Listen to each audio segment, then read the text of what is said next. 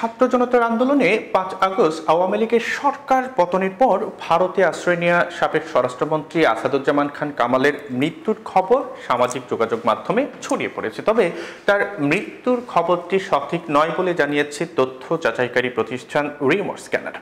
সোমবার বিকেলে রিউমার স্ক্যানারে প্রকাশিত প্রতিবেদনে এই তথ্য জানানো হয়েছে। এতে বলা হয়েছে যে ২০২৪ সালে আওয়ামী লীগ সরকারের পতনের পর ভারতে আশ্রয় নেওয়া বাংলাদেশের সাবেক স্বরাষ্ট্রমন্ত্রী আসাদুজ্জামান খান কামাল গত ২১ মে ভারতের বেঙ্গালুরুতে অবস্থিত দেবী সেঠি হাসপাতালে মারা গিয়েছেন দাবিতে একটি তথ্য সামাজিক যোগাযোগ মাধ্যম ফেসবুকে প্রচার করা হয়েছে। পোস্টটিতে আরও দাবি করা হয় যে হার্টের জটিলতা নিয়ে তিনি ওই হাসপাতালে ৫ দিন আগে ভর্তি হয়েছিলেন। এতে আরও বলা হয় যে সাবেক স্বরাষ্ট্রমন্ত্রী আসাদুজ্জামান খান কামাল মারা যাওয়ার দাবিতে প্রচারিত তথ্যটি একেবারেই সঠিক নয়।